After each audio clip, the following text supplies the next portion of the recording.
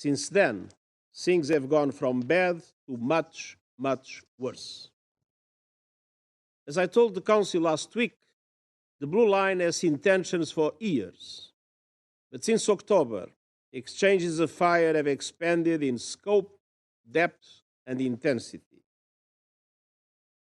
I stated that almost daily exchanges of fire by Hezbollah and other non-state armed groups in Lebanon and the Israel Defense Forces are in repeated violation of Security Council Resolution 1701. I emphasize that the daily use of weapons by non-state armed groups is in violation of Security Council Resolutions 1559 and 1701. And I stressed that Lebanese sovereignty and territorial integrity must be respected, and the Lebanese state must have full control of weapons throughout Lebanon. Madam President, in the few short days since then, we have seen a dramatic escalation, so dramatic that I wonder what remains of the framework this Council established with Resolution 1701. Israel forces have conducted relentless airstrikes across Lebanon, including Beirut. The United States and France, with the support of several other countries, have proposed a temporary ceasefire allowing for the restart of negotiations. Israel refused that proposal and stepped up its strikes, including bombing the Hezbollah headquarters where its leader was killed.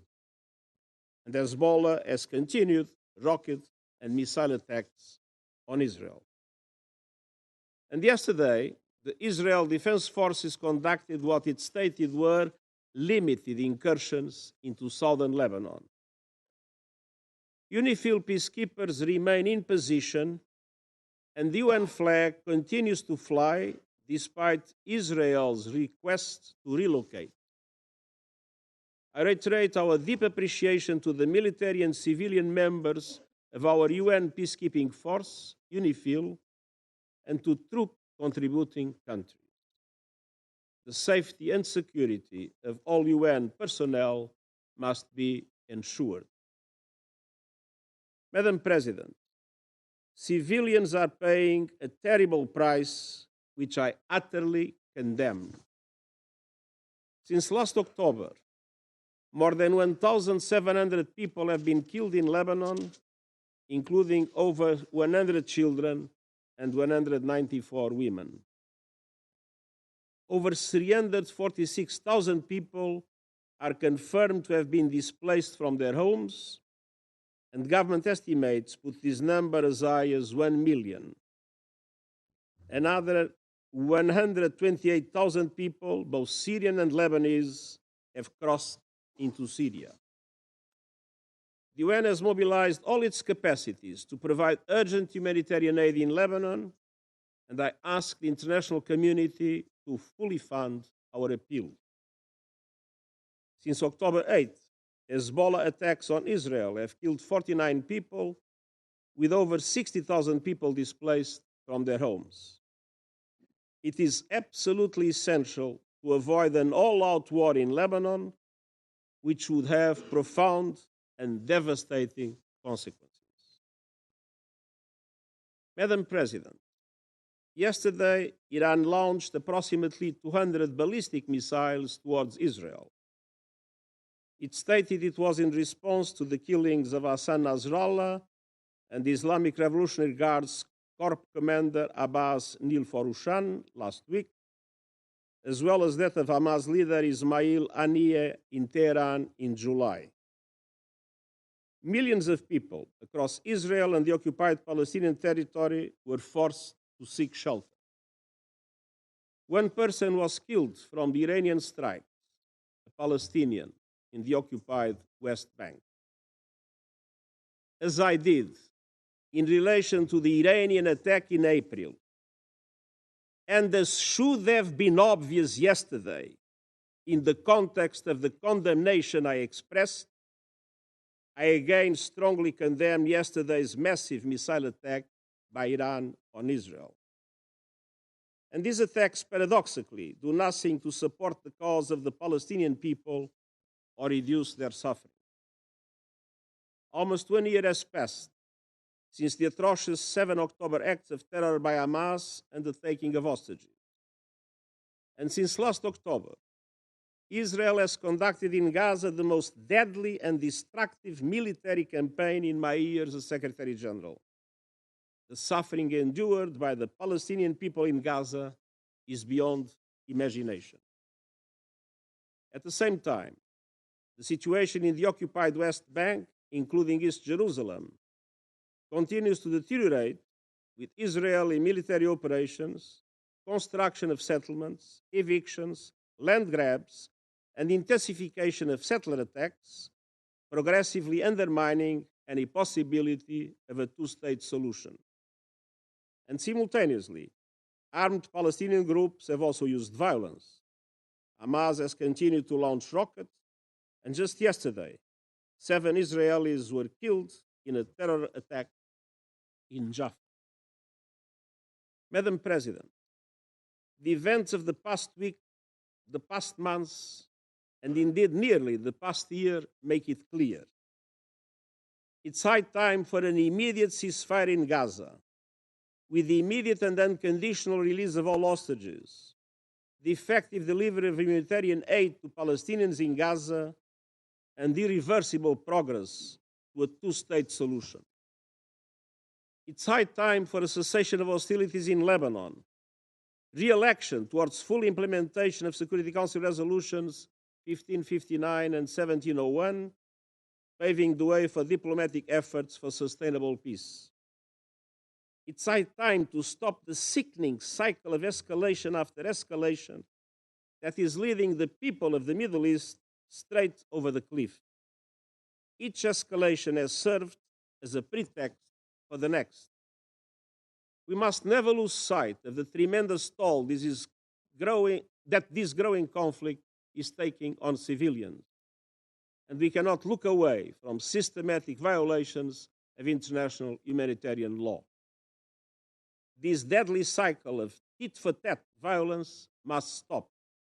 Time is running out, and I thank you. Je remercie le secrétaire général de son exposé et je donne maintenant la parole aux membres du Conseil qui souhaitent faire une déclaration. Je donne maintenant la parole au représentant de la France. Madame la Présidente, Madam President, je remercie le secrétaire général des Nations Unies pour son intervention for his statement, et je tiens à lui redire and I would le like plein to state soutien once et again toute la that he has confiance the de full la France. support and trust of France.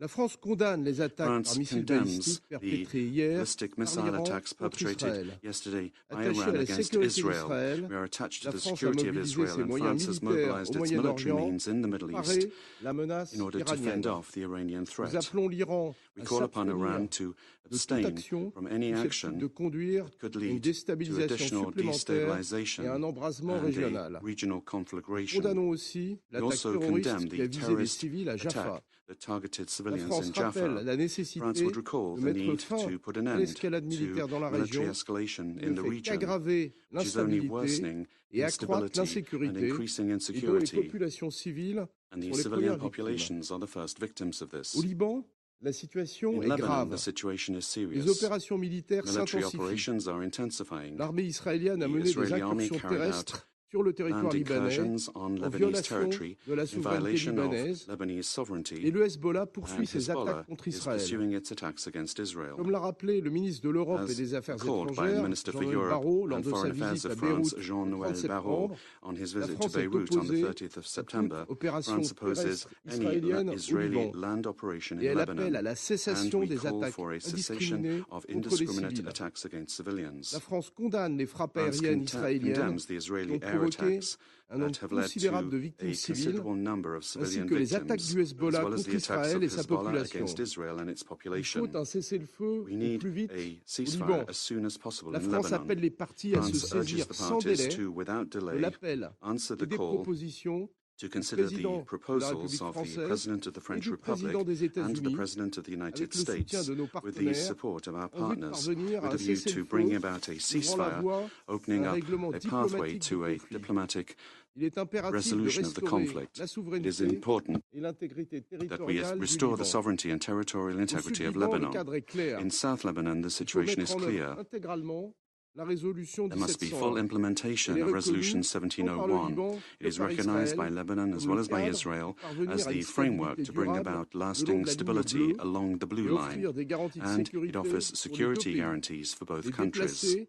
doivent pouvoir Those that have retourner been chez eux displaced en must be toute able to return sécurité home in full en security Israël in comme au Israel Liban. as well as in Lebanon. La France réaffirme son France engagement au sein de reaffirms la its cellule commitment to et UNIFIL, salue le and travail des we casques bleus.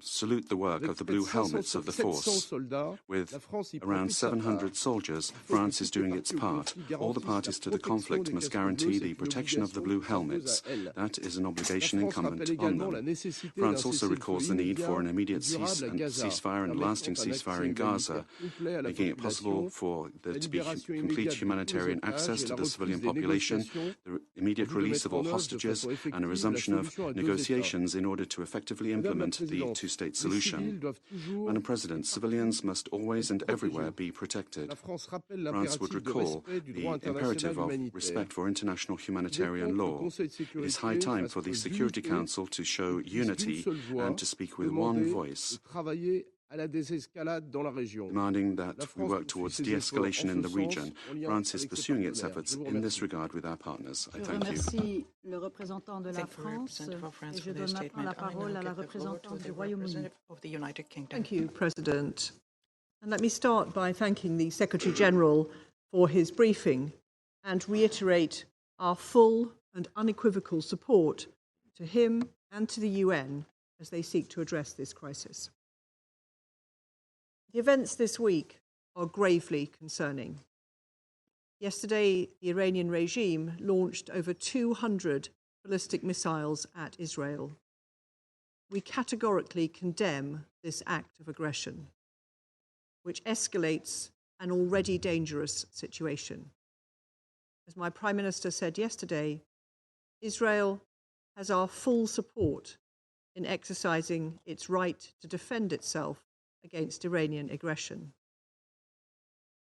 President, we are deeply concerned about the prospect of further escalation in Lebanon and across the region. We have been clear. All our efforts now must be on stopping this cycle of violence. Iran and its allies across the region must exercise restraint and step away from the brink. We've been clear.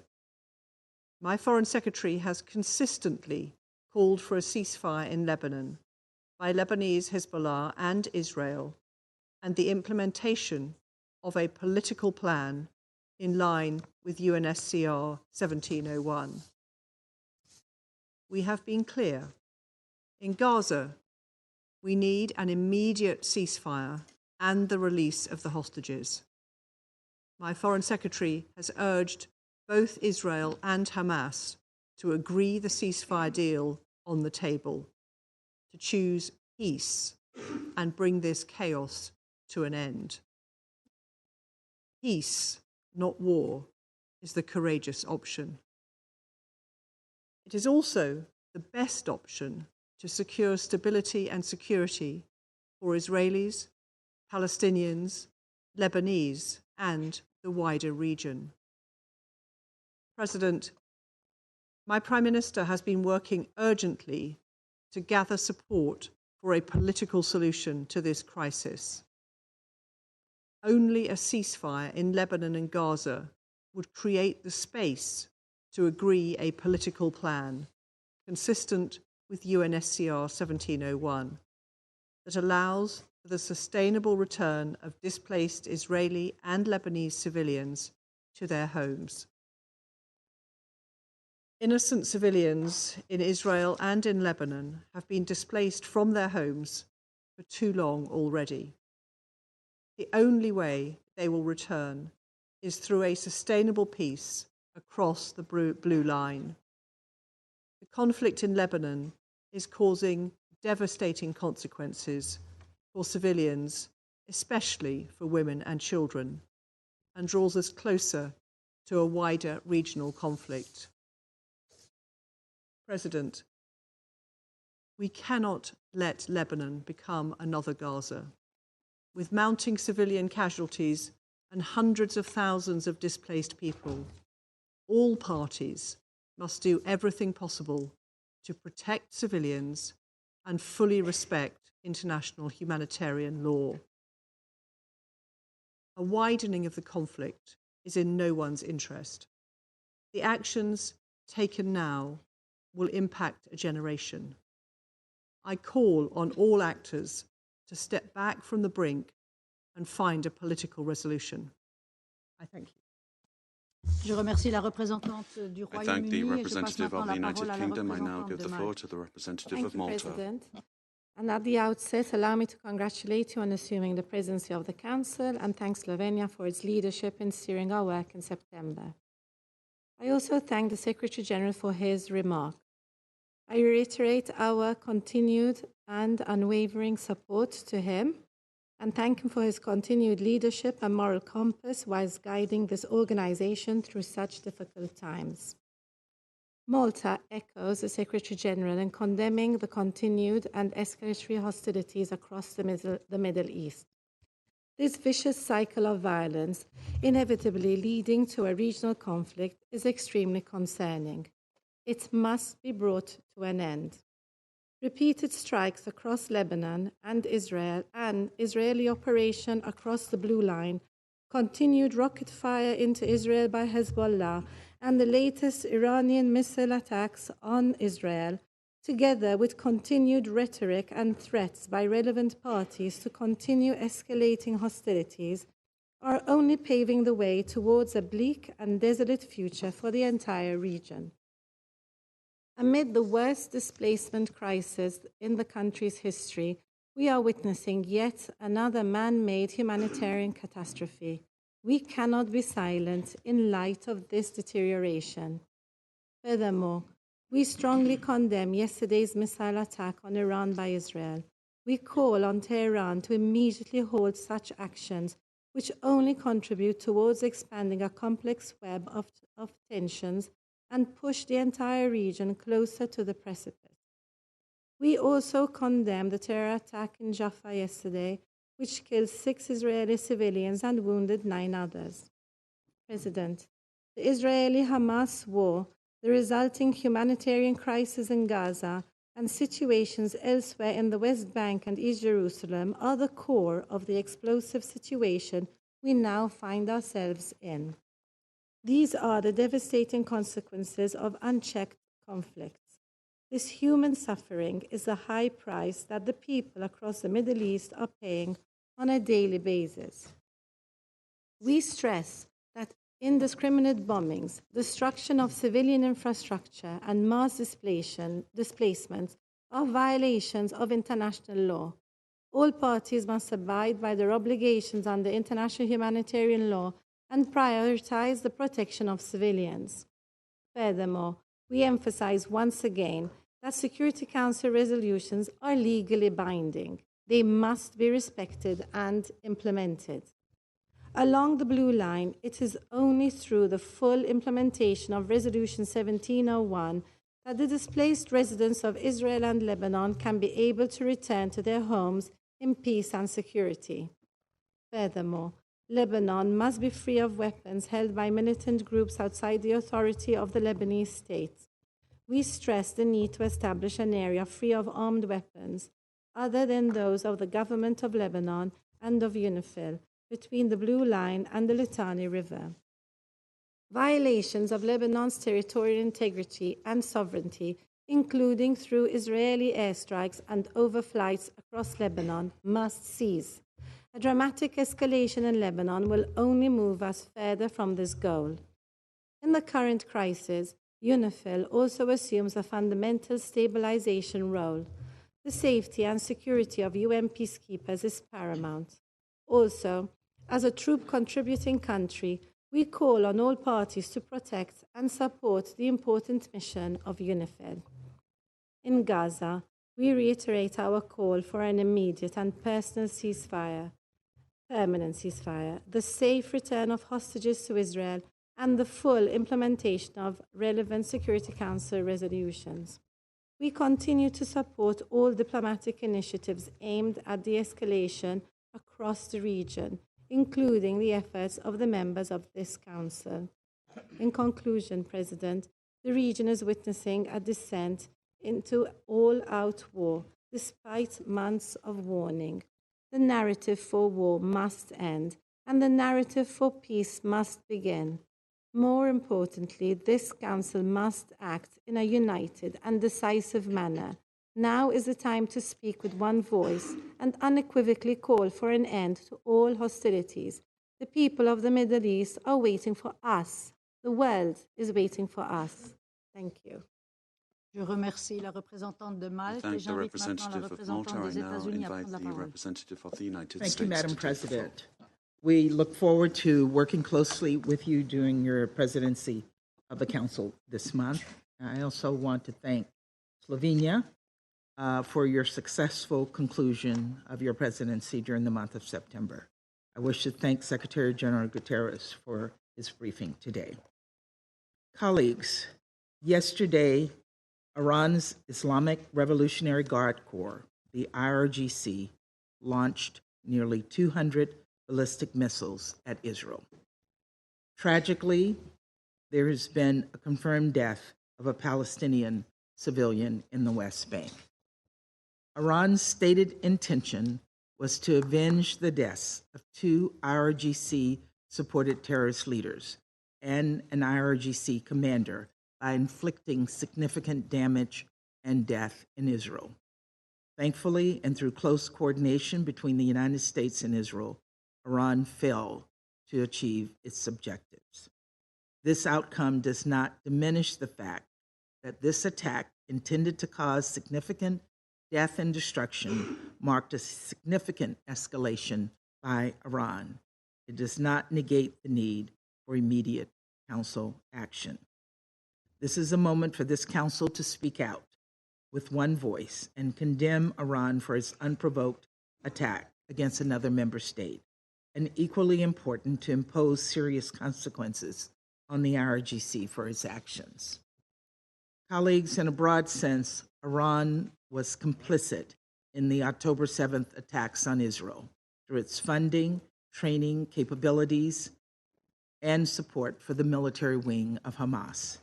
And after Hamas's horrific attack carried out nearly a year ago today, the United States sent a clear message to Iran. Don't exploit the situation in ways that would risk propelling the region into a broader war. The IRGC flagrantly and repeatedly ignored this warning by encouraging and enabling the Houthis in Yemen to disrupt global shipping and launch attacks against Israel, by supporting militant groups in Syria and Iraq, which repeatedly attacked American forces engaged in the fight against ISIS, and by arming and encouraging Hezbollah after its former leader, Nasrallah, made the decision on October 7th to open a northern front against Israel. There can be no doubt Iranian support to regional proxies has directly contributed to the crisis in Gaza and Lebanon. At the center of Iran's efforts since October 7th to sow chaos and threaten regional stability is the IRGC, which has repeatedly flouted and violated this Council's resolutions. I can't believe I have to say this, but I will, because the IRGC and its allies are out there peddling propaganda. The decision to launch nearly 200 ballistic missiles at Israel was not in any way defensive. The IRGC was not protecting Iran from threats from another member state. Instead, the IRGC was acting in solidarity with Hezbollah after the killing of Nasrallah, who led a terrorist group that has the blood of thousands of Americans, Lebanese, and Israelis on its hands. I can think of no starker example of state support of terrorism than launching ballistic missiles to avenge the death of a terrorist leader. It is indefensible and it is unacceptable. And we have a collective responsibility as members of the Security Council to impose additional sanctions on the IRGC for supporting terrorism and for flaunting so many of this Council's resolutions. If this Council sits on its hands, what message will that send? I fear that silence and inaction will only invite the IRGC to repeat attacks like what we saw yesterday and on April 13th of this year, again and again and again. Colleagues, we meet at a moment when there is a heightened risk of countries in the region being dragged into a broader conflict. This includes Lebanon. The intensified fighting over the last week has displaced nearly 1 million people, and we mourn the many civilians who've been killed. We also recognize that for nearly a year, Israel has repeatedly called for the full implementation of Resolution 1701, even as Hezbollah's attacks along the Israeli-Lebanese border have displaced Lebanese people. And even as Hezbollah has blocked Lebanon's government from exercising full sovereignty on its side of the blue line, it is significant that even in the aftermath of recent events, Israel is still calling for the full implementation of Resolution 1701. Achieving this outcome through the hard work of diplomacy remains the United States' urgent priority.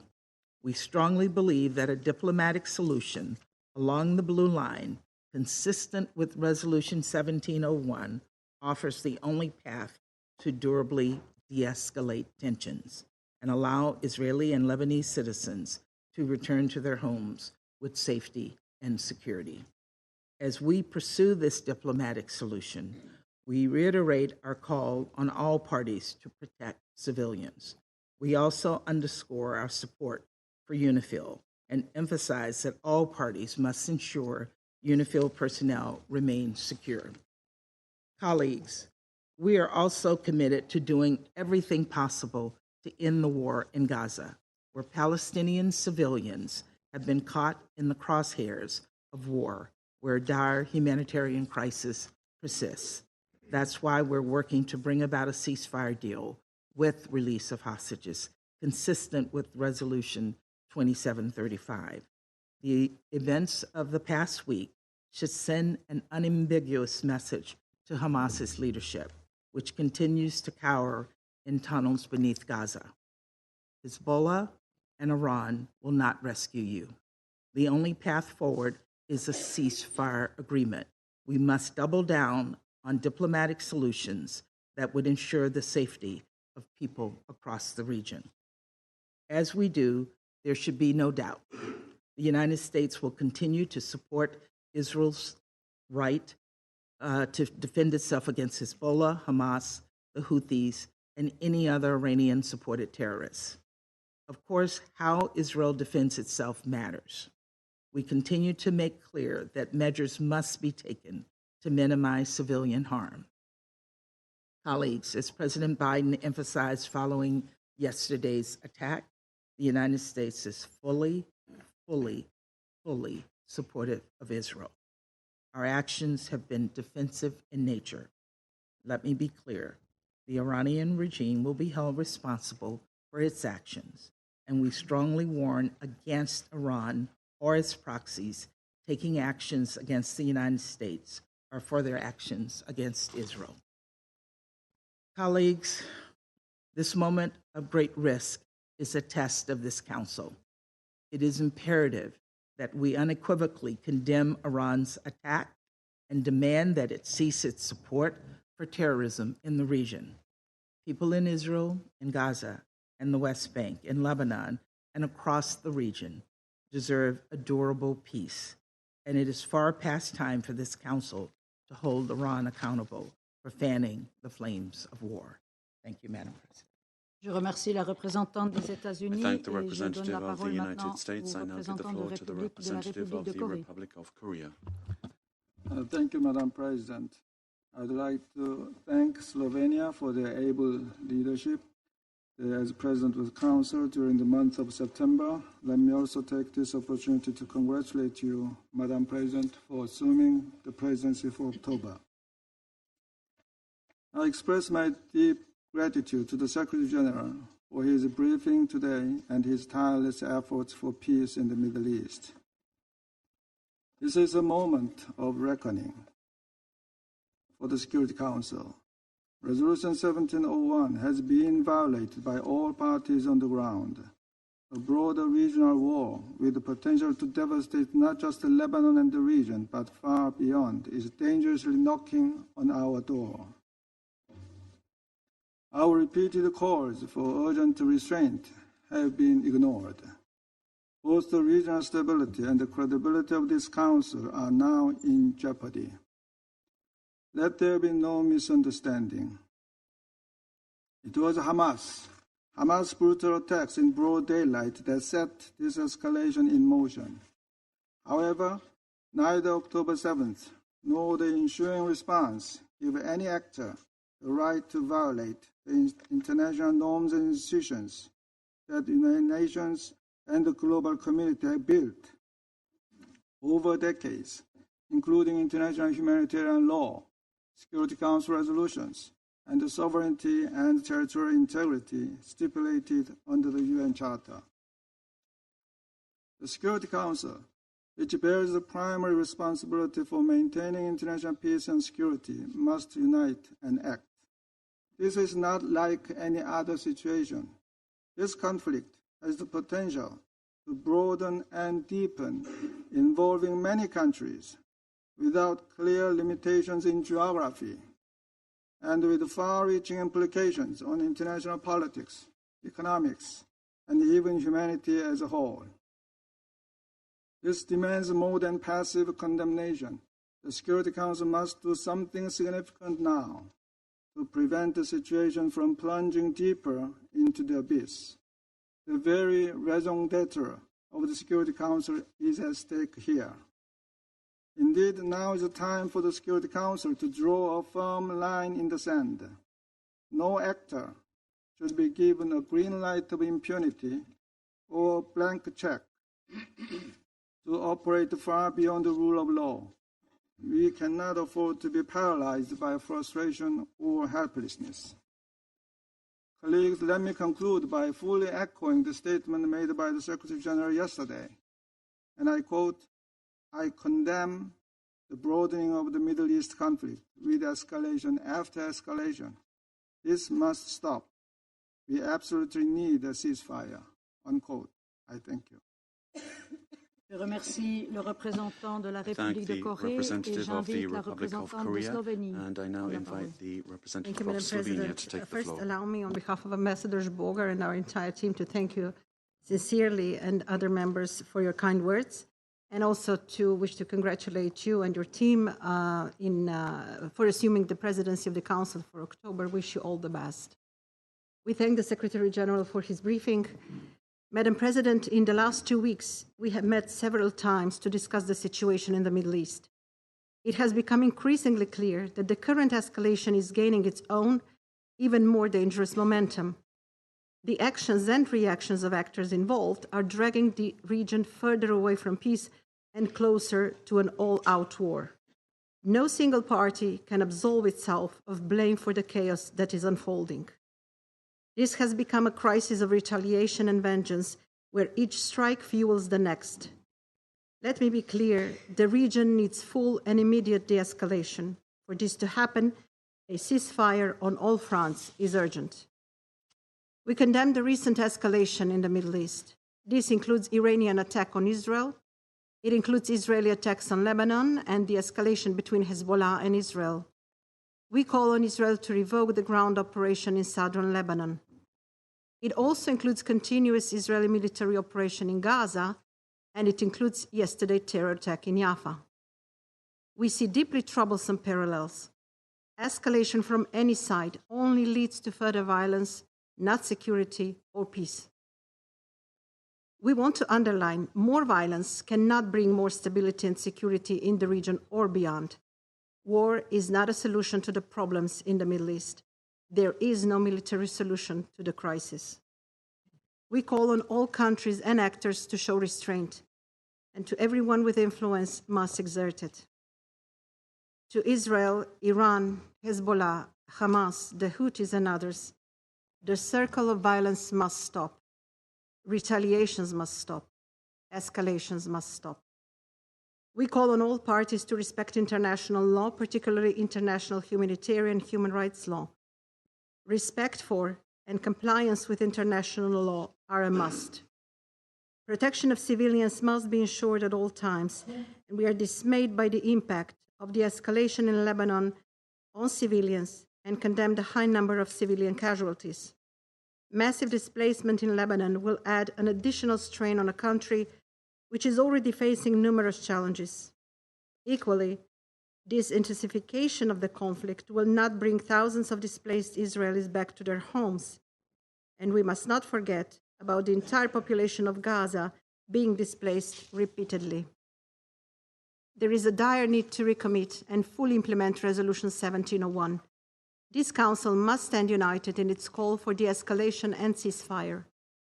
We repeat our call for safety and security of UNIFIL to be ensured at all times.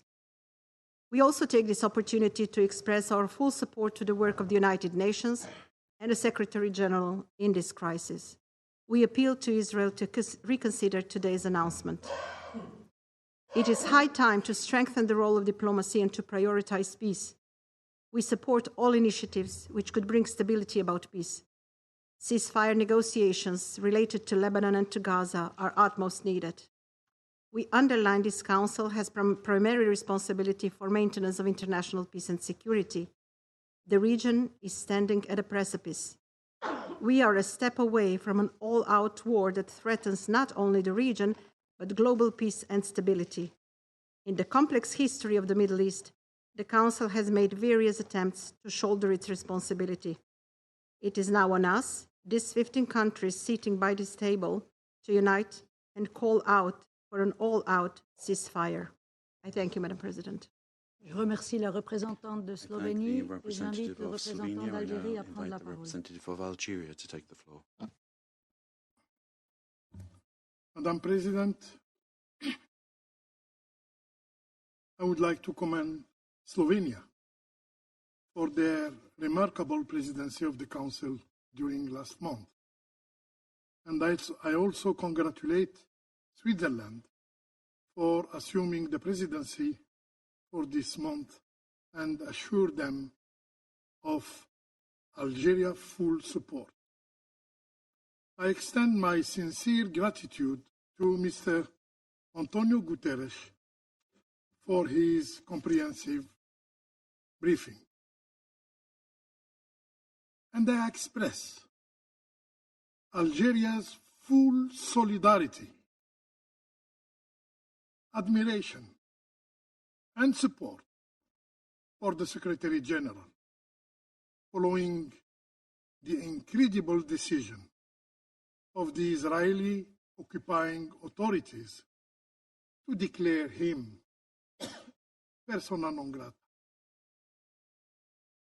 This decision reflects a clear disdain of the UN system and the entire international community. For the Israeli authorities, no narrative, no truth exists except their own.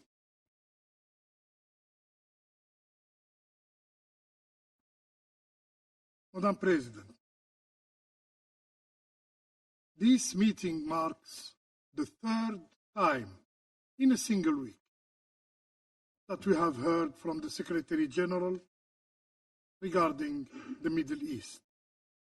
It is a testimony of the gravity of the situation.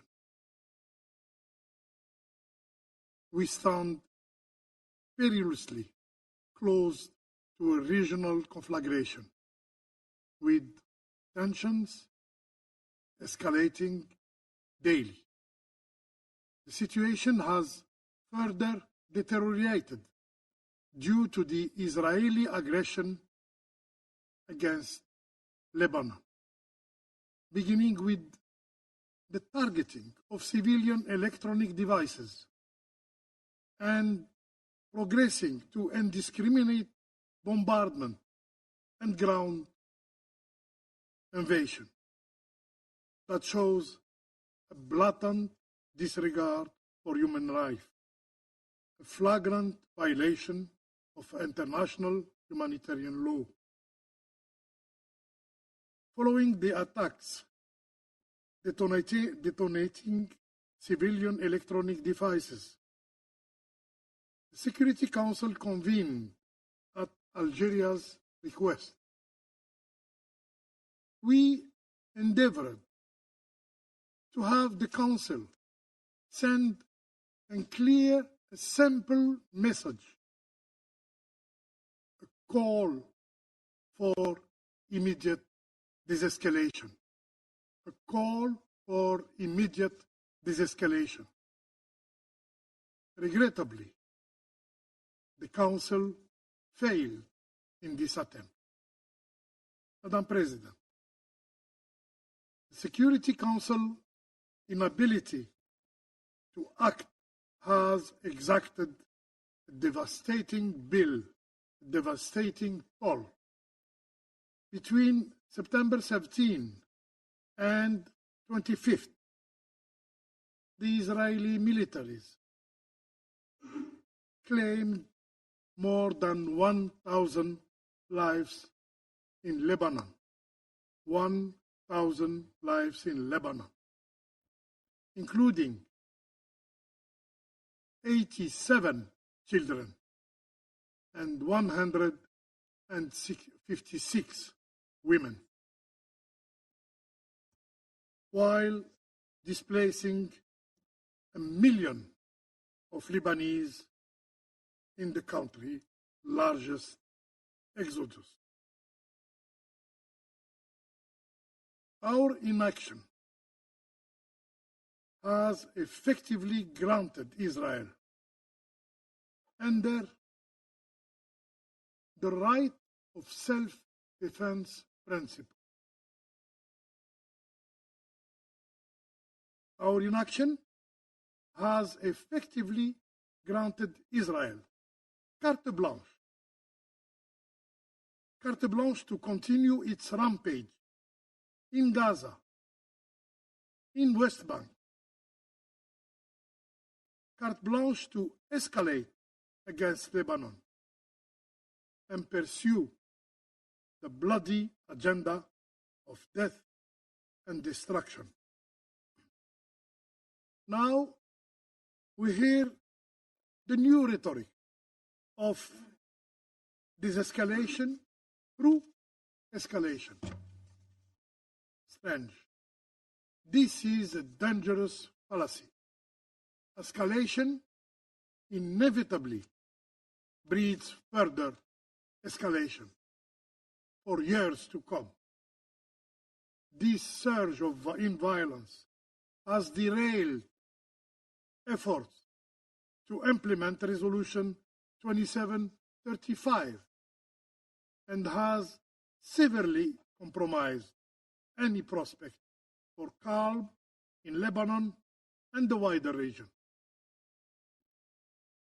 The Security Council must act with greater resolve to be relevant, simply to be credible. As the highest authority responsible for maintaining international peace and security, it is unacceptable for its decision, including Resolution 2735, to be blatantly disregarded. Israel is not above the law, and we must hold it accountable. We need solutions, tangible, enforceable solutions.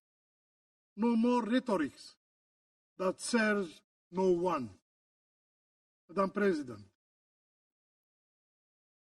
while we must not allow the escalation in Lebanon to overshadow the ongoing tragedy in Gaza, it seems some have grown indifferent of Gaza's people plight. Any effort to address the broader escalation in the region must begin with halting the brutal assault in Gaza. I repeat, any effort to address the broader escalation in the region must begin with halting the brutal assault in Gaza. We need an immediate ceasefire. We need an immediate ceasefire in Gaza. Everyone, save for the Israeli occupier, seeks this end, this cycle of violence, and is working toward that end. So, how long will the international community remain impotent in the face of Israel's defiance? How long will we fail to enforce full implementation of Resolution 1701, especially Israel's withdrawal from Lebanese territory, key condition for Lebanon's stability? Madam President, the Middle East urgently requires concerted action from all of us, to find lasting, sustainable solution to its crisis. These solutions demand an end to Israeli occupation of Arab lands in Lebanon, in Syria, and the establishment of an independent Palestinian state with Al-Quds Sharif as its capital. I thank you, Madam President. Je remercie le représentant d'Algérie Thank et the je passe la representative parole of au Algeria. représentant de I now give Mozambique. the floor to the representative of Mozambique. Madam President, allow me first to congratulate Switzerland on assuming the presidency of the Security Council in this very challenging month of October. We pledge our full support. We also thank Slovenia for its successful presidency in the month of September. We are grateful to His Excellency Mr. Antonio Guterres, United Nations Secretary General, for his insights on this deeply concerning matter. Madam President, the Middle East remains a region of intense and complex geopolitical dynamics, shaped by historical legacies, power struggles, and intricate relationship among various states and non-state actors, significantly shaping the region's landscape. The Palestine question, a central and profoundly impactful issue, continues to influence diplomatic relations and strategic interests, not only within the region, but also globally. The ongoing conflict and the quest for a two-state solution continue to be pivotal in discussion about peace and stability in the Middle East. Amidst the ongoing Israel strikes in Gaza, Beirut, and beyond, Iran has recently launched ballistic missiles into Israel, marking a sharp escalation in regional tensions. This action is reportedly in retaliation for the recent killing of Hezbollah and Hamas leaders by Israel airstrikes. These military acts further exacerbate the prevailing regional tensions and may, indeed, trigger more conflicts involving other countries with potentially unthinkable implications. In this context, we recall that during the 79th General Assembly debate, world leaders expressed deep concern over the escalating conflict in Gaza and its potential spillover to Lebanon. Both the UN Secretary General and the President of the General Assembly urged Israel to cease hostilities and pursue a diplomatic resolution to prevent Lebanon from becoming another conflict zone like Gaza. Madam President, precisely 6 months ago in this chamber, we raised serious concerns that ongoing retaliatory attacks between Israel and Iran could significantly escalate regional tensions and potentially lead to a full-blown conflict between Israel and Iran. Regrettably, this is now fast becoming a sad reality. These retaliatory attacks are shaping the foreign policies and security strategies of regional states and their external allies. While recognizing the right of states to self-defense as enshrined in the UN Charter, we express our deep concern on the recent Iranian strikes. In light of the prevailing situation, it is imperative that all parties involved, including Israel and Iran, strictly adhere to international legal norms to prevent further military confrontation and maintain regional stability. All involved parties need to exercise restraint and approach the situation with wisdom and prudence. The Council must continue to closely monitor the situation and take appropriate action to deter additional threats while safeguarding international peace and security. Furthermore, the Council must actively engage all concerned parties to prevent any miscalculations that could lead to broader conflict in an already volatile region. Such escalation would have devastating consequences for civilians who are already suffering in the occupied Palestinian territory, in Syria, in Lebanon, in Israel, and the broader Middle East. Indeed, we should not forget the human cost of this deepening conflict. The prevailing situation is a matter of great concern and demands our profound reflection and immediate action, as it represents one of the most severe humanitarian crises of our time. With each escalation, the conflict generates more casualties, displacement, and destruction of infrastructure, exacerbating the unimaginable human tragedy in the war conflict zones. Seeking a sustainable solution in the Middle East region is of paramount importance. Stability in the Middle East is vital for the security and development of all the states in the region, including Iran and Israel.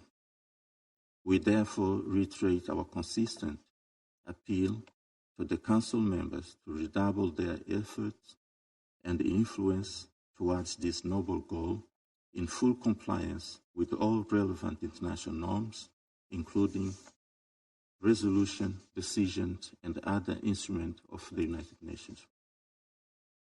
Let us strive for peace, understanding, and cooperation in the Middle East, mindful of the fact that acknowledging the legitimate concerns of all involved parties is a crucial step towards fostering stability, harmony in diversity. I thank you, Madam President. Je remercie le représentant du Mozambique et je donne la parole à la représentante du Guyana. Thank you, Madam President. And allow me to congratulate Switzerland on the assumption of the presidency and to thank Slovenia for their successful presidency.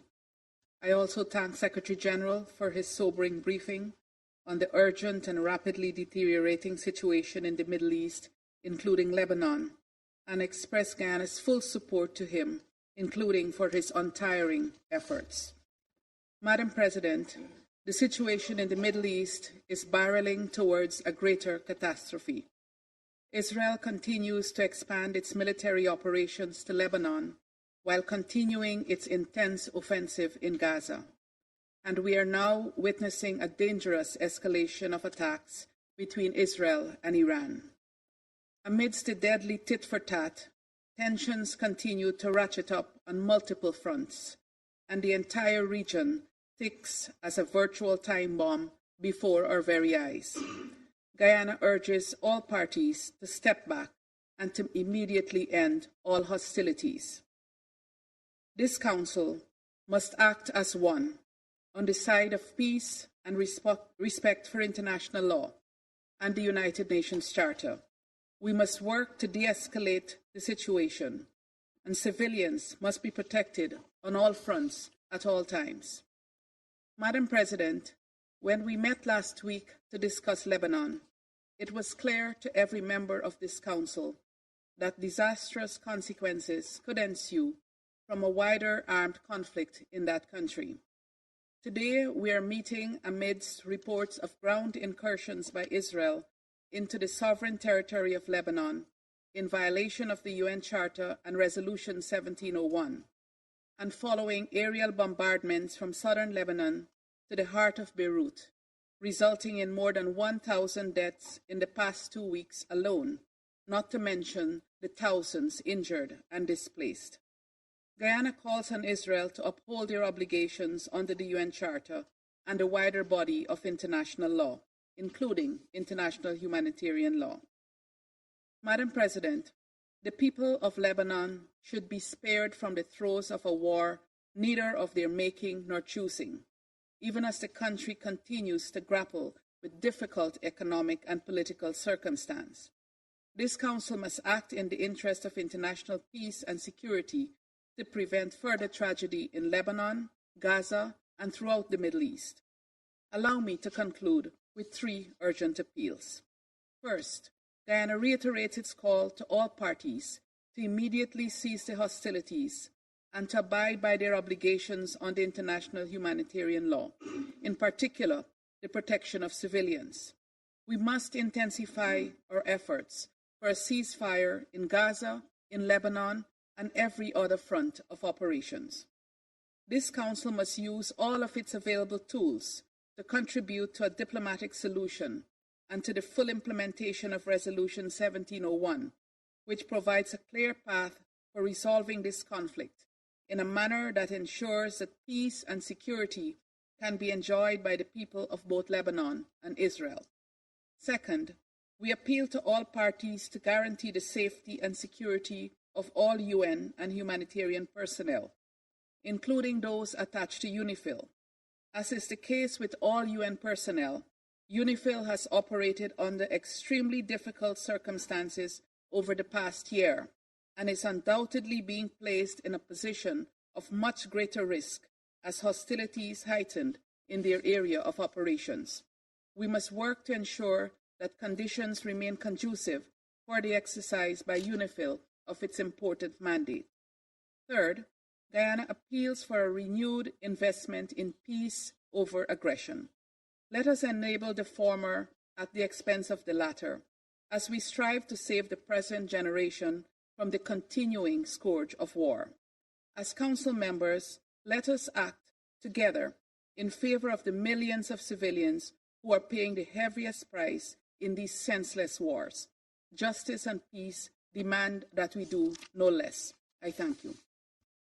Je remercie la représentante du Guyana et j'invite le représentant du Japon à prendre la parole. Of Japan to take the floor. Thank you, Madam President. First of all, let me express our gratitude to Slovenia for their successful presidency in September, and congratulate Madam President on your assumption of the presidency for October, and we express our full support to your presidency. I also would like to thank Secretary General for his sobering and important briefing today. Since last October, the world has witnessed an unconscionable spiral of violence in Gaza, the West Bank, Lebanon, Yemen, Syria, and beyond. The recent developments in Lebanon are particularly worrying. We are seriously concerned about the ground operation conducted by Israel Defense Forces in Lebanon. We cannot tolerate any further escalation. In this vein, Japan once again calls for an immediate ceasefire between Israel and Hezbollah. All parties need to demonstrate their recommitment to the full implementation of relevant UN Security Council resolutions, including Resolution 1701. Japan pays respect to the UN staff and personnel on the ground, devoting the high cause under the severe circumstances. Their security must be ensured. Now, we are seeing the growing needs of the civilians in Lebanon who are facing the onset of a displacement crisis. Thus, Japan reiterates its call on all parties to immediately take all measures to prevent any further civilian casualties and adhere to international law, including international humanitarian law, to prioritize the protection of civilians and ensure humanitarian access. Madam President, the escalation in Lebanon will drag the Middle East into a wider conflict, as was seen yesterday. Japan is deeply concerned about the attacks conducted by Iran using ballistic missiles against Israel. These attacks further deteriorate the current situation in the Middle East. We strongly condemn such an escalation. Secretary General issued a statement that condemned the broadening of the Middle East conflict, and we reiterate his call for immediate ceasefire.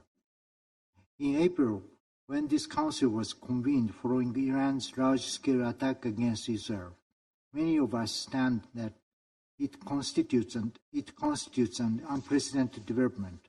However, we have seen what was unprecedented occurring twice within the last 6 months.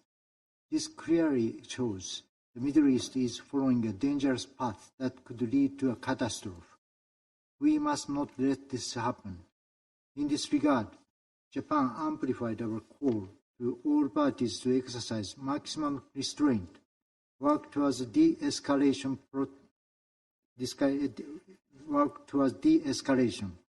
protect civilians, and work through dialogue and diplomacy towards peace. Neither the region nor the world can afford any more conflicts. Thank you, Madam President. Je remercie le représentant du Japon et j'invite le représentant de la Fédération de Russie à prendre la parole. Госпожа председатель, Madam President, хотим поздравить Словению с завершением председательства в Совете в сентябре, объективно непростом месяце для любого председательства. И поздравить Швейцарию с вступлением в должность председателя Совета. Благодарим генерального секретаря за его оценки ситуации на Ближнем Востоке, резко обострившейся на фоне беспрецедентного витка эскалации насилия в Ливане и расширения географии конфронтации на соседей по региону. Приняли также во внимание позиции Израиля и Ирана, изложенные в распространенных накануне письмах. К сожалению, ближневосточный регион буквально на наших глазах скатывается в пучину новой большой войны. А Совет Безопасности лишь беспомощно наблюдает. Израильская бесчеловечная военная операция в Газе продолжается, несмотря на требования подавляющей части международного сообщества и ЕС. Раскручивание спирали насилия предсказуемо привело к обострению ситуации в Ливано-израильском приграничье, Йемене и акватории Газа. Однако вместо того, чтобы задействовать возможности дипломатии, власти Западного Иерусалима сделали однозначную ставку на силовое оккупирование своих озабоченностей.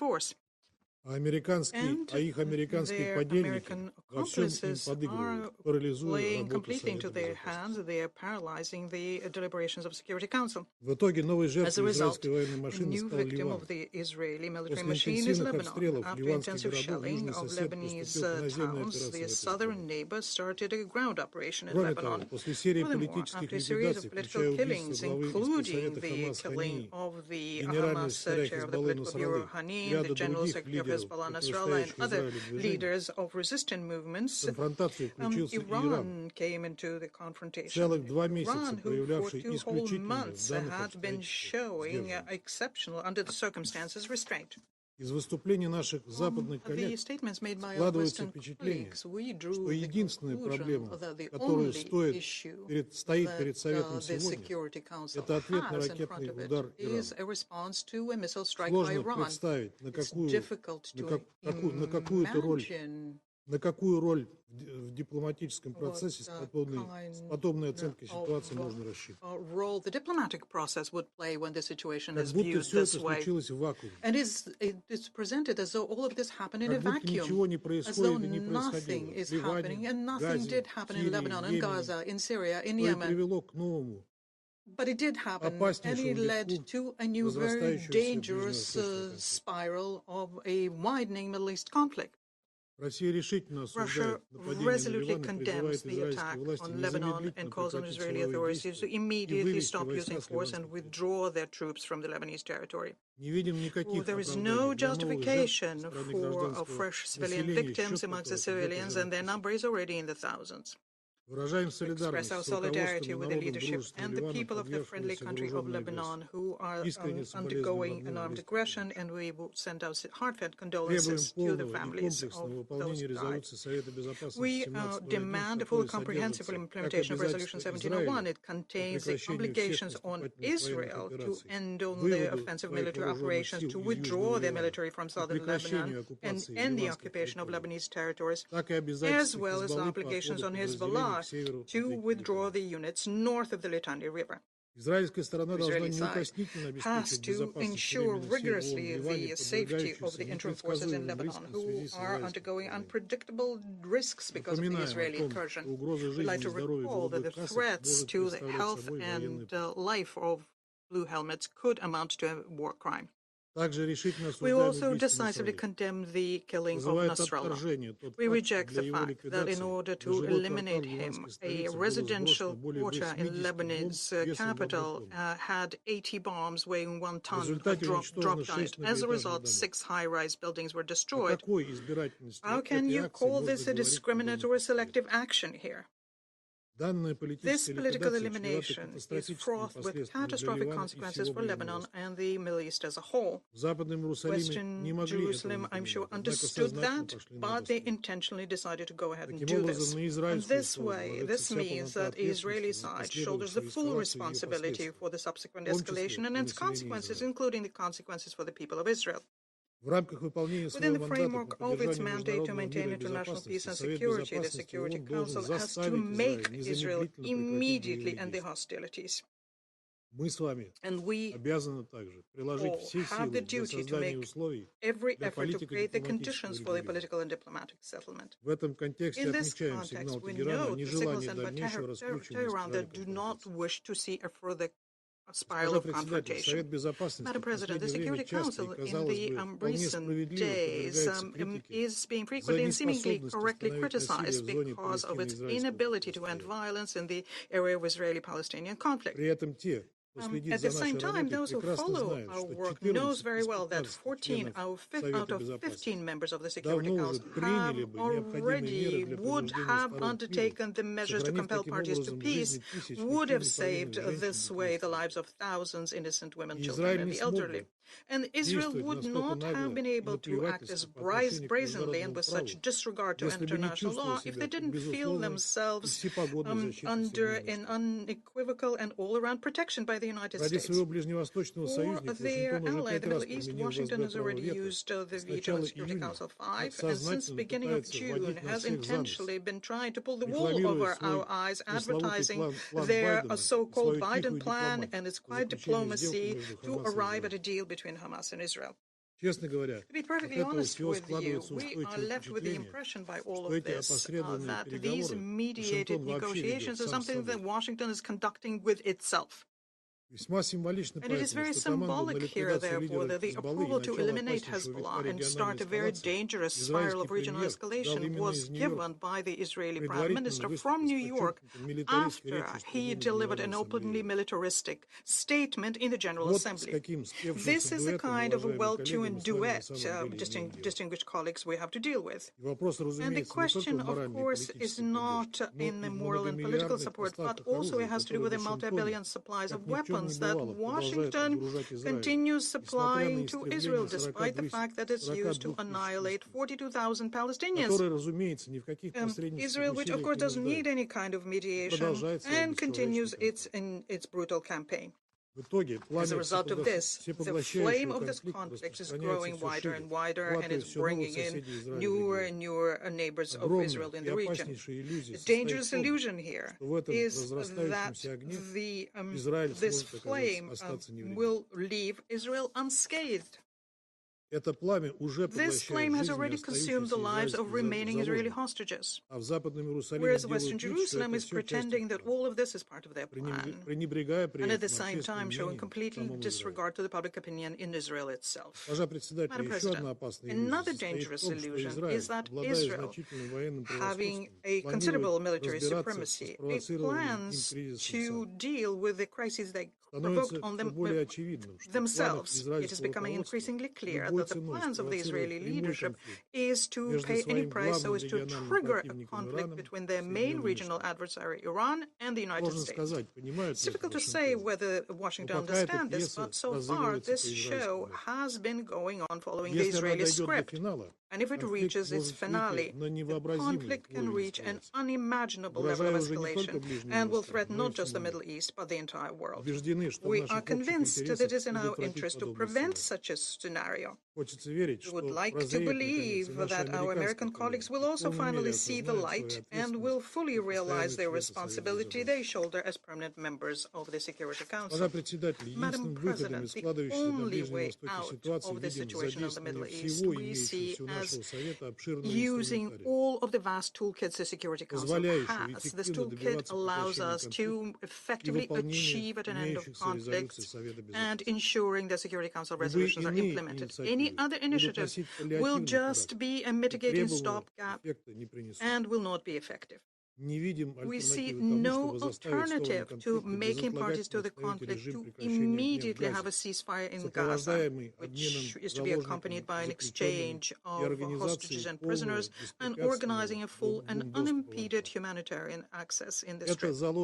This can help set the foundation for the relaunching of a peace settlement of the Palestinian issues on the international basis, which is itself based on the principle of two states, and this is something that we have always spoken in favor of. The second area for efforts is also obvious. It's an immediate ceasefire on the south of Lebanon and a general rejection by any direct or indirect participants in the conflict from using force provocations and hateful rhetoric. Madam President, today's news that the Secretary General is a persona non grata in Israel is unheard of and is a slap not just on the UN but on all of us. We call on the members of the Security Council and the UN to react to this outrageous act. And I repeat, once again, in order to deal with all of these issues, we at the Security Council have the tools. What it's at issue here is having the political will. We have the will. Do you? We urge you all to answer this question as soon as possible. I thank you. Je remercie le représentant de la Fédération de Russie et je passe la parole au représentant de la Sierra Leone. Madam President, the Security Council has been convened in the most difficult of circumstances concerning the Middle East. Allow me, however, to congratulate you and Switzerland on assuming the presidency of the Council and assure you of Sierra Leone's fullest support and cooperation. Similarly, we congratulate and commend Slovenia on their efficient and excellent stewardship of the Council in the critical month of September. I also thank His Excellency Antonio Guterres, Secretary General of the United Nations, for his important briefing on a tragically escalating situation Mr. Secretary General, be assured of Sierra Leone's fullest support, always. Madam President, colleagues, Sierra Leone is gravely concerned about the dangerous cycle of escalation in the Middle East, characterized by spiraling tit-for-tat, ping-pong retaliatory attacks, not in conformity with the United Nations Charter, including the application of its Article 51, that can only lead to a mutually assured destruction if there is no immediate de-escalation. Despite the resonance and resolute call for ceasefire by our leaders in the general debate of the 79th session of the United Nations General Assembly, and repeated calls by members of this Council for ceasefire and restraint, it must be clear to all that we now have a regional conflict with multiple fronts in Gaza and violence in the West Bank, in Lebanon, where its sovereignty and territorial integrity is being violated, retaliatory attacks between Israel and Iran, as well as with the Houthis in Yemen. Since the 7th October 2023 heinous attacks led by Hamas on Israeli civilians, which we have condemned as acts of terror, we are gravely concerned about the escalation of violence that has ensued. In Gaza, the response by Israel has been characterized by collective punishment, widespread bombardment, and alarming disregard for international humanitarian law, leading to immense civilian suffering and the destruction of critical civilian infrastructure. Only hours ago, it has been reported that 50 people were killed in southern Gaza, only a few hours ago. Gaza cannot be forgotten, as the rate and pace of killings have not subsided, with over 41,000 people killed, and the Security Council Resolution 2735 all but forgotten. The protection of civilians must remain our top priority. Sierra Leone is deeply disturbed by reports of disproportionate military responses, the targeting of civilian infrastructure, and the collective punishment of the population in Gaza. We urge all parties to respect the principles of distinction, proportionality, and necessity as enshrined in international humanitarian law. There can be no justification for the deliberate targeting of civilians or the destruction of civilian infrastructure that people rely for their survival. We continue to call for unhindered humanitarian access to Gaza. The blockade and siege has left civilians in desperate need of food, water, medical supplies, and basic services. Humanitarian access, safety, and aid must be allowed to flow to those who are suffering. Madam President, recent events, including strikes in Lebanon, the killing of a Hezbollah leader, and the reported land incursion by Israel, are deeply concerning. These developments have heightened the risk of regional destabilization, and we call on all actors to show restraint, avoid further escalation, and recommit to dialogue and compliance with Security Council Resolution 1701. We urge the parties to comply with their obligations regarding UNIFIL and the protection of UN peacekeepers and UN premises. It is clear that today, Israel and Hezbollah are at war. Sierra Leone has been concerned about the repeated exchanges of fire across the Blue Line since Hezbollah launched rockets into Israel on 8 October 2023, unprovoked. While the exchanges of fire were largely confined to the immediate vicinity of the Blue Line for a short period, we observed the gradual intensification along and increasing well beyond the Blue Line, causing civilian casualties and infrastructure damage, destruction of farmlands, and displacement of tens of thousands of civilians. Members of this council, including Sierra Leone, have been expressing the risk of the danger of miscalculation, a wider and devastating regional conflagration as a consequence of the conflict between Israel and Hamas. Today, Middle East is at war. We note the declaration of Israel to return displaced residents and further declaration of Hezbollah on a ceasefire in Gaza. we express deep concerns over the dangerous rhetoric relating to the achievement of respective military objectives by the conflicting parties. In this regard, Sierra Leone reiterates that military action is not the best course of action to achieve the stated objectives of the parties.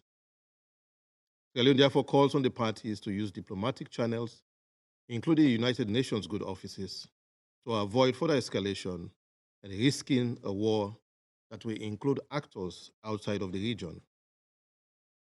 This Council must now stand united in calling for full implementation of all relevant Security Council resolutions, including Resolution 1701 and 1559. All sides must agree to a ceasefire as a precursor to the resettlement of displaced residents in the south of Lebanon and in the north of Israel peacefully. Madam President, a letter dated 1st October 2024 from the Permanent Representative of Iran to the United Nations addressed to the President of the Security Council confirms what we all witness as reported by global news media, to the effect that, and I quote, the armed forces of the Islamic Republic of Iran carried out a series of missile attacks against the military and security target of, end of quote, the State of Israel. The leadership of Israel has vowed to further retaliate. Sierra Leone condemns all attacks that violate international law and the UN Charter, including, as aforesaid, the blatant misapplication of Article 51. We join the UN Secretary General in condemning, and I quote, the broadening of the Middle East conflict with escalation after escalation. This must stop. We absolutely need a ceasefire, end of quote. The path to peace cannot be paved with violence. A sustainable solution can only be achieved through genuine dialogue and diplomacy, addressing the legitimate rights and concerns of the conflicting parties, most particularly the aspirations of both the Palestinian and Israeli people. This includes the right of the Palestinian people to self-determination and the right of Israel to security within its recognized borders. In conclusion, Madam President, Sierra Leone continues to call for the parties to consider the global implications of their actions and to recommit to a cessation of hostilities. We urge the Security Council, our Council, to act decisively to halt the violence, enforce a ceasefire, the release of hostages and prisoners, facilitation of access to humanitarian aid, ensure accountability, and work towards a just and lasting solution that respects the rights of all peoples. Let us end the occupation of Palestine, as the International Court of Justice has called for, implement the two-state solution, and choose a future of peace, stability, and dignity for both Palestine and Israel. Sierra Leone stands firm in its commitment to peace, justice, and international law. I thank you. Je remercie le représentant de la Sierra Leone et j'invite le représentant de la Chine à prendre la parole. Representative of China to take the floor. President, I congratulate Switzerland on assuming the presidency of the Security Council for this month, and I thank Slovenia for its work as the presidency of last month. I thank France for requesting this emergency meeting. I also thank Secretary General Guterres for his briefing. On this occasion, I would like to reiterate China's resolute support for the SG for his work and oppose the groundless accusations of Israel against him. President, over the past 2 weeks, the situation in the Middle East, in particular in Lebanon, has taken a sharp turn for the worse. Following the remotely operated and simultaneous detonation of thousands of communications devices in Lebanon, Israel carried out several rounds of large-scale airstrikes in southern and eastern Lebanon. Yesterday, Israel launched ground offensive and military incursion into Lebanon. Israel also launched intensive airstrikes against Syria. Iran has also concluded a series of military attacks on the military and security targets in Israel and sent correspondence to the Security Council explaining its position. China is deeply concerned and extremely worried about the current grave situation and the prospect for further developments. We call for effective respect for the sovereignty, security, and territorial integrity of all states. We reiterate our opposition to all acts that violate the basic norms of international relations and condemn all violence and attacks against civilians. We share the position of the United Nations that any Israeli crossing into Lebanon violates the sovereignty and territorial integrity of Lebanon and contravenes the provisions of the Security Council Resolution 1701. Since last October, the cycle of violent conflict has been repeating itself in the Middle East. Israel, in total disregard for the call of the international community for an immediate ceasefire, single-mindedly advances its military operations, resulting in the protraction and expansion of the conflict. At present, an all-out war is on the verge of breaking out. At this critical juncture, any inflammatory statements and provocative actions are extremely dangerous and could easily lead to miscalculations and chain reactions, escalate the situation, or even make it completely out of control. We urge all parties, in particular Israel, to exercise restraint and refrain from any action that could lead to further escalation of the situation.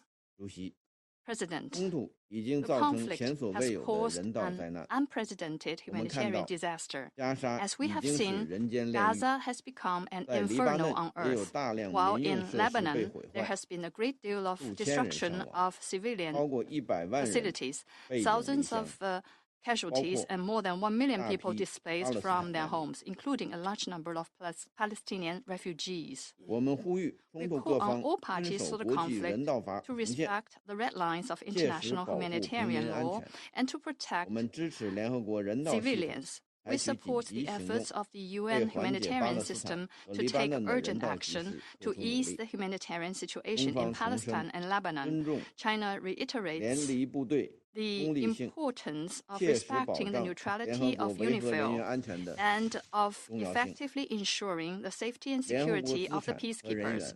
United Nations assets and personnel should not be the target of armed attacks. President, the Security Council bears an important responsibility for the maintenance of international peace and security. Under the current circumstances, the Council must act urgently and be united in making demands clearly and unequivocally that an immediate ceasefire must be established in Gaza. The de-escalation of the violence must be stopped, and the de-escalation of the Lebanese and Israeli situation must be advanced. The cycle of violence must be halted. Every effort must be made to prevent the spread of the fighting, and the parties concerned must be pushed to return to the track of political and diplomatic solutions. Any rhetoric that appease and allow further military adventurism will send out wrong signals and may cause serious consequences.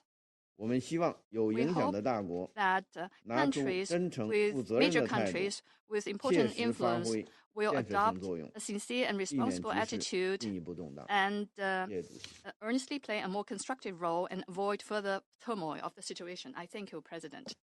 Je remercie le représentant de la Chine. I thank the representative of China and I give the floor to the representative of Ecuador. Thank you, Madam President. Allow me first and foremost to congratulate your delegation on assuming the presidency of the Council for this month, and I reiterate the full support of my country. We'd also like to thank Slovenia for the excellent presidency of the Council last month. I'd like to stress and reiterate the support of my country to the work of the Secretary-General for peace and our support for all UN agencies in that regard. So thank you, Madam President, and I'd like to thank France for having requested this emergency meeting so that the Council can consider the worsening situation in Lebanon and Israel, recent developments that have placed the Middle East in an extremely vulnerable situation. Thank you, Secretary General, for the sobering information that you have provided us with and your call to the international community to mobilize more than $400 million in humanitarian assistance that Lebanon requires at this time, and above all, for your permanent commitment to a de-escalation of the conflict and a ceasefire. We should begin by recalling that we are just 5 days away from the anniversary of the terrorist attacks by Hamas, which have no justification and must be condemned, that gave rise to the current spiral of violence that we're seeing in the region. The Palestinian cause cannot be used by Hezbollah and other extremist groups to try to, in vain, explain their acts of terrorism, such as the killing of children while they were playing football in Mahd al-Shams last July. Ecuador recognizes the imminent right to self-defense of member states of the United Nations in case of an armed attack in terms outlined in Article 51 of the Charter. We must put an end to the escalation of violence that has been described, which includes air bombings and incursions, the launching of rockets, ballistic missiles, acts of terrorism that continue to expose innocent civilians to loss of life and limb. In Gaza, we've seen tens of thousands of civilian deaths, including women and children. The states involved, international humanitarian law must be respected. Humanitarian workers must be able to fulfill their work and their lives must be respected. The states involved and regional organizations and the international community as a whole must deploy all diplomatic and political strategies possible to bring about a cessation of hostilities. This responsibility is greater for those that have a greater degree of influence over the parties to the conflict. Now is the time to take specific decisions aimed at achieving agreements that will lead to a lasting and sustainable peace. Resolution 1701, 1559, 2722 and 2735 of the Security Council must be complied with without delay, since non-compliance constitutes a violation of international law. We must avoid another humanitarian disaster, leaving those who desire more violence without any excuse. Madam President, colleagues, Ortega and Gasset said it is false to say that in life circumstances decide. On the contrary, circumstances are the dilemma in the face of which we must make decisions. Who takes the decision is our character. Neither our collective responsibility in the Council nor peace, which constitutes a high value of humanity, can be subordinated to geopolitical tensions and interests. In conclusion, I reiterate that Ecuador supports all initiatives which have as their goal the restoration of peace and the sustainability of that peace. Thank you. Merci le représentant de l'Équateur et je vais faire maintenant une déclaration en ma qualité de représentant de la Suisse. Nous remercions le secrétaire général de son intervention. La Suisse est préoccupée au plus haut point face au dernier développement au Moyen-Orient. Le risque d'une guerre régionale dont nous mettons en garde depuis maintenant presque un an est sur le point de devenir réalité. En vue des innombrables vies civiles en danger, il est impératif que tous les acteurs dans la région cessent immédiatement leurs hostilités pour permettre une désescalade et que ce Conseil assume pleinement son rôle. L'intensification des hostilités entre Israël et le Hezbollah, y compris les informations faisant état d'incursions terrestres israéliennes, tout comme les tirs d'environ 200 000 missiles balistiques par l'Iran sur le territoire israélien, sont inacceptables. Il en va de même pour les offensives menées par les Houthis et d'autres groupes armés dans la région. Toutes ces attaques doivent immédiatement cesser. La Suisse condamne la spirale de violence de ces dernières semaines. Elle met en danger la vie des civils dans toute la région. Les victimes civiles se comptent en dizaines de milliers, dont d'innombrables enfants. Plusieurs millions sont déplacés de force en raison des hostilités. La population civile paye ainsi le prix lourd de cette escalade militaire au Liban, dans tout le territoire palestinien occupé et en Israël. Le dialogue est le seul moyen pour éviter une guerre régionale. La Suisse soutient tous les efforts en vue de solutions diplomatiques pouvant mener à un arrêt immédiat des violences dans toute la région. Toutes les parties et ceux qui ont une influence sur elles doivent maintenant faire preuve d'un maximum de retenue. La Suisse appelle toutes les parties à agir dans les limites imposées par le droit international, y compris la Charte des Nations Unies. La souveraineté et l'intégrité territoriale de tous les pays dans la région doivent être respectées. De plus, la volonté de ce Conseil est claire. Toutes ces résolutions doivent être mises en œuvre. Cela concerne les résolutions exigeant un cessez-le-feu à Gaza et demandant la libération immédiate et inconditionnelle des otages. Cela vaut également pour celles sur la sécurité maritime en mer Rouge. De même, nous appelons encore une fois avec insistance un retour à la cessation des hostilités de part et d'autre de la ligne bleue, ainsi qu'un réengagement immédiat pour la mise en œuvre de la résolution 1701. Cette résolution est reconnue par tous. Elle dresse un chemin pour résoudre les causes sous-jacentes du conflit et permettre aux populations au Liban et en Israël de vivre en paix et sécurité. Le droit international humanitaire doit impérativement être respecté par toutes les parties en toutes circonstances et indépendamment de la question de la licéité du recours à la force. Cela comprend le strict respect des principes relatifs à la conduite des hostilités, tels que la distinction entre civils et combattants, la proportionnalité et la précaution dans l'action. La Suisse condamne toutes les violations du droit international ayant eu lieu ces derniers jours, y compris les attaques balistiques d'hier de l'Iran sur Israël. La Suisse condamne également toutes les violations du droit international humanitaire et de toute violence contre les civils, comme les actes de terreur à Jaffa hier ou les attaques croissantes des colons en Cisjordanie. Monsieur le secrétaire général, la Suisse renouvelle son soutien à l'engagement et les bons offices de l'ONU dans la région. Cela concerne en particulier la FINUL, à laquelle la Suisse contribue par l'intermédiaire de l'ONU, accomplit actuellement son travail dans un environnement extrêmement dangereux pour réduire les tensions et assurer la liaison entre les parties. La Suisse réitère aussi son plein soutien au travail du secrétaire général. En outre, l'ONU fournit actuellement, en collaboration avec d'autres organisations, une aide humanitaire à tous les civils dans le besoin. Nous appelons à nouveau à la protection du personnel de l'ONU, en particulier du personnel humanitaire et du personnel de maintien de la paix.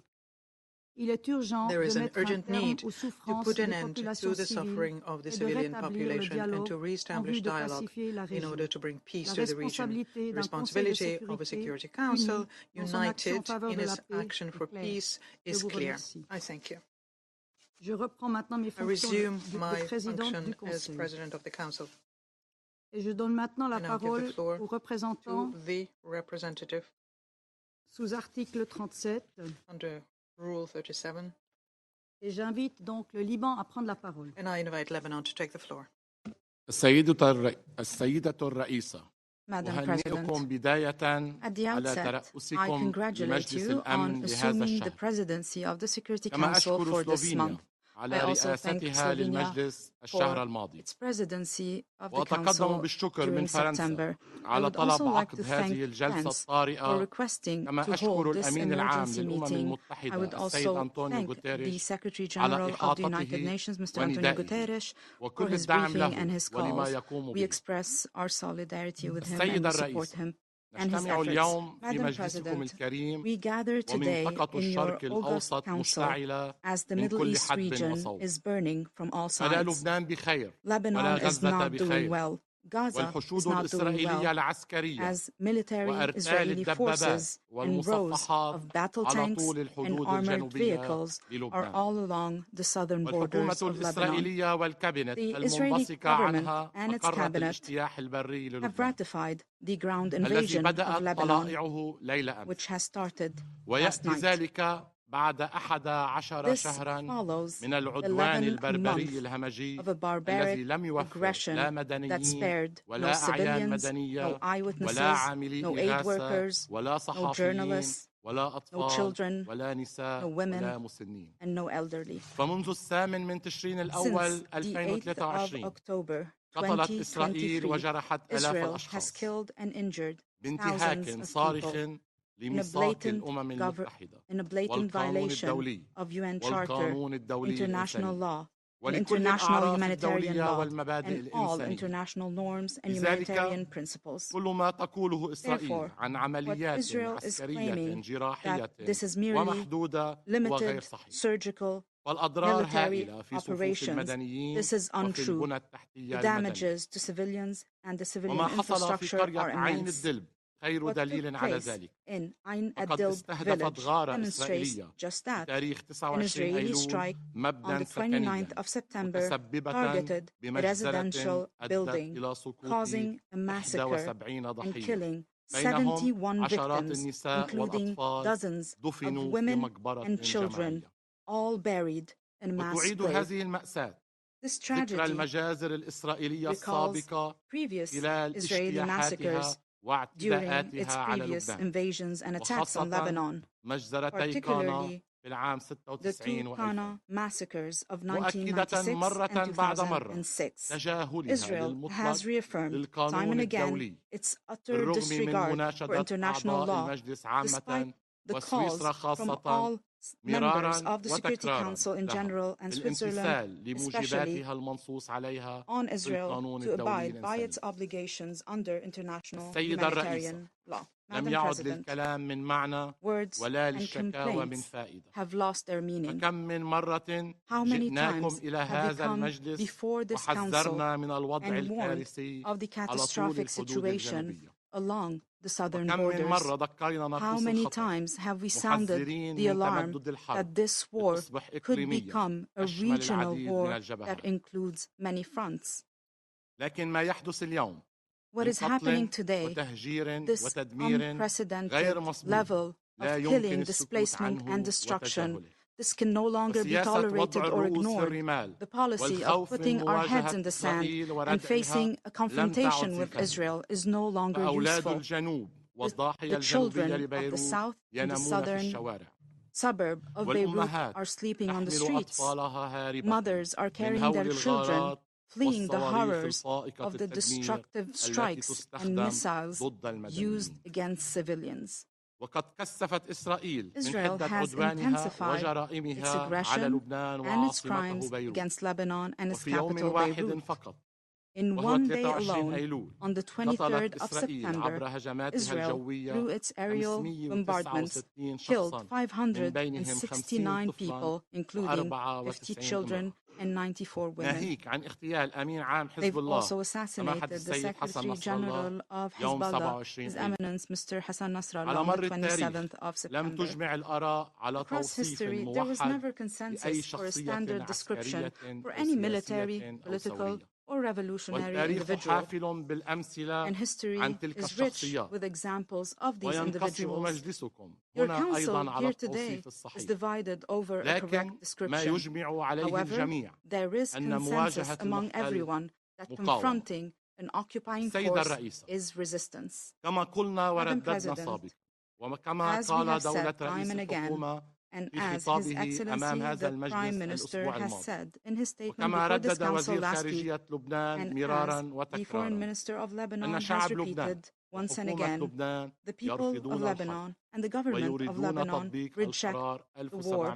They want the implementation of Resolution 1701 with all its provisions. They want to deploy the Lebanese army in the south along our ground borders with the support of UNIFIL. This is the only solution for this blind war and this barbaric aggression. We have expressed our willingness to strengthen the presence of the army in the south, and the government has announced that it has opened the door for the enlistment of 1,500 new soldiers to comply with the implementation of Resolution 1701.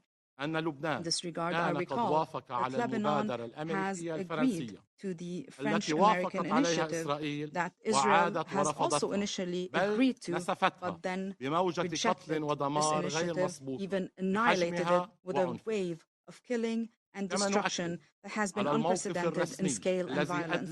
We also reaffirm the official position as stated by the Prime Minister yesterday.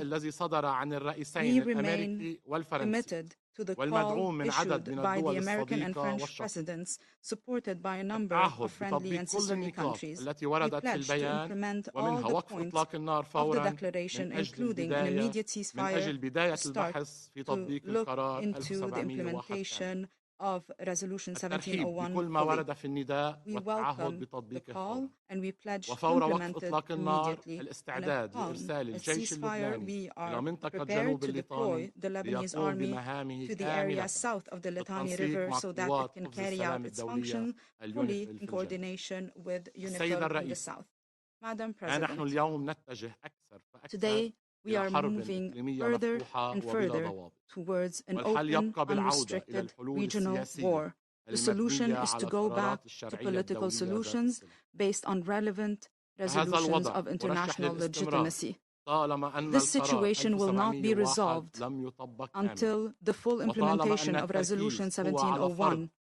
And if we only focus on imposing military solutions instead of diplomatic solutions, furthermore, the situation in Palestine will not be resolved and will only escalate, and the waves of killing and destruction will continue unless resolutions of the United Nations are implemented, particularly resolutions 2735, 242, 338 on the two-state solutions and the establishment of the Palestinian state.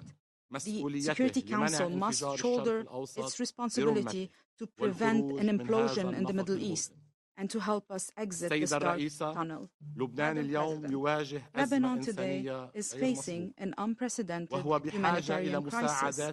Lebanon needs urgent humanitarian assistance.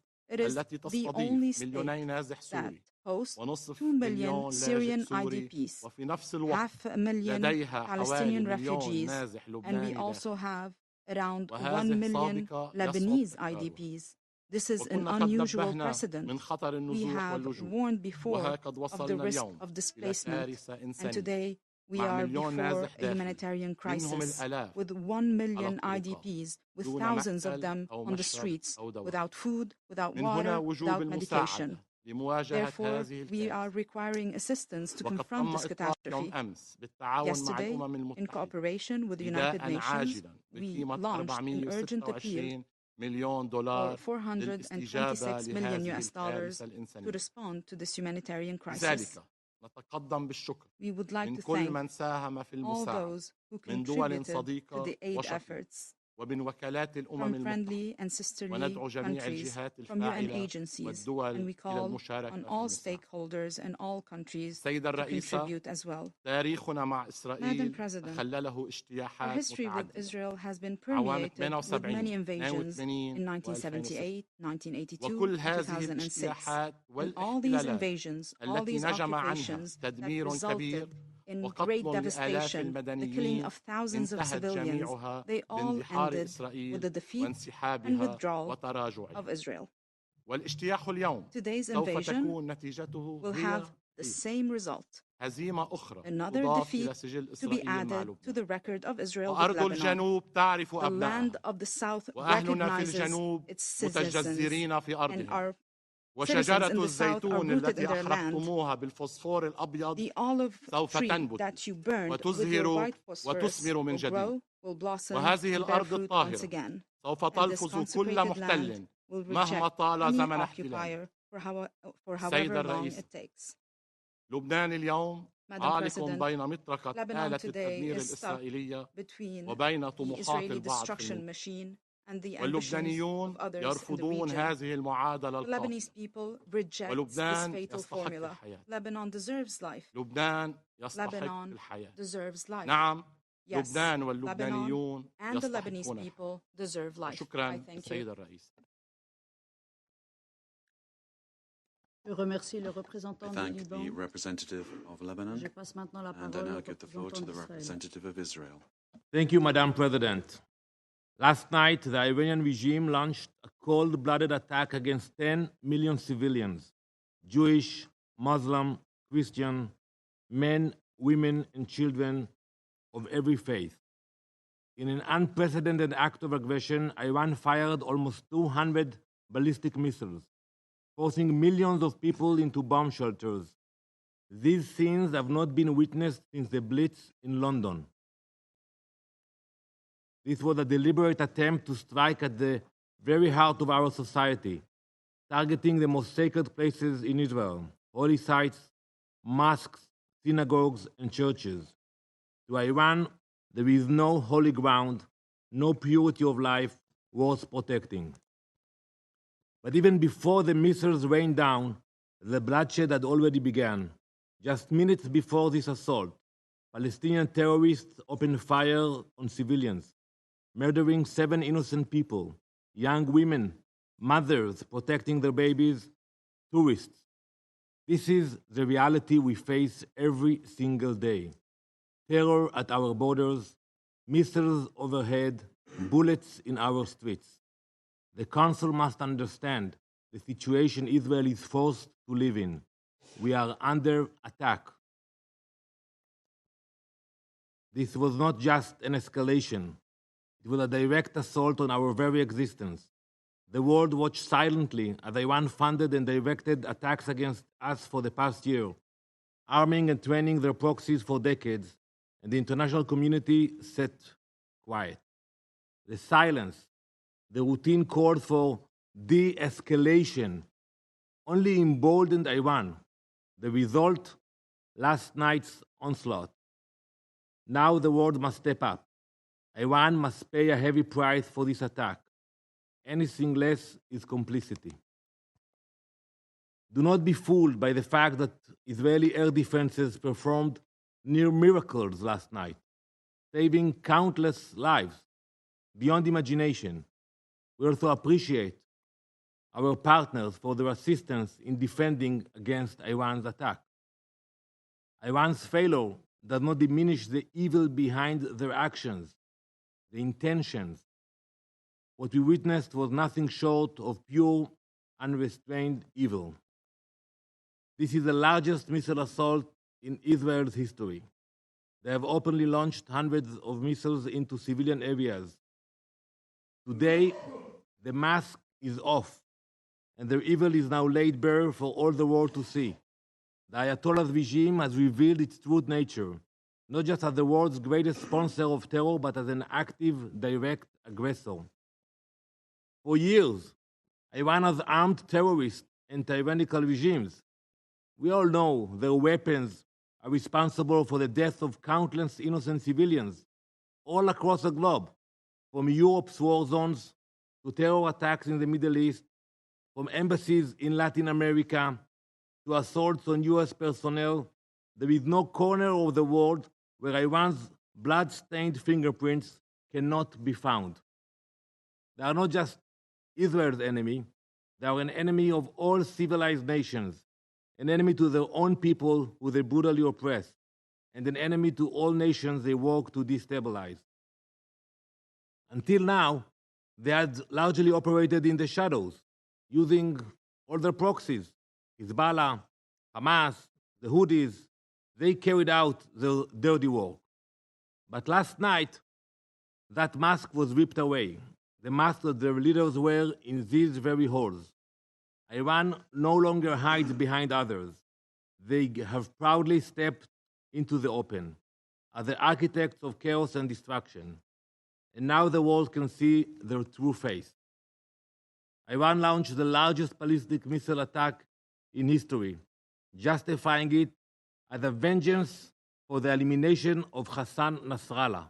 That is the reason. In doing so, they relinquished any deniability and claimed full ownership over Hezbollah's actions. They say that. That is the reason for the attack, because of Nasrallah. So basically,